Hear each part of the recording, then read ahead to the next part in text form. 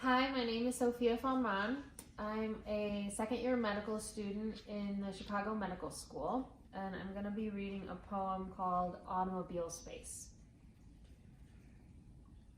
That white Toyota is trapped inside the heaven of my head, even though I don't believe in heaven, and even though it still spends its days breathing in a UFC parking lot.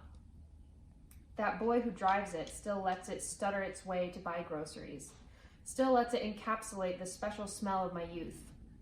But he is probably not a boy any more than his automobile is at home in the industrial forest of 61st and Cottage Grove.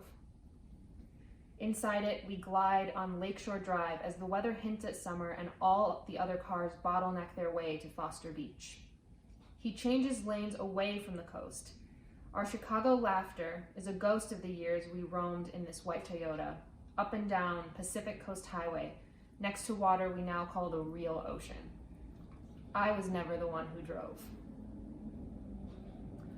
I love the story of how this car pussyfooted its way to the Midwest. It is a yarn that boy likes to tell about his mother's droning talk beside him all through California, Kansas, Missouri. In Colorado, they bought a legal cookie laced with THC. And at the edge of the state, the mother refused to continue with their quasi-contraband. To save his treasure, he ate the whole thing. And onwards the white car sputtered, that boy high and happy as the Chicago wind racing to greet him, mother babbling on, oblivious to her son. One day he gathers me as I stand on a corner of North Clark Street, just outside the Chicago History Museum where I told him I'd be. He rolls down a window of the car and his face waxes to its own painting in the glassless frame. If my eyes cut out the rest of the city, then the white blur is no longer a transitional space.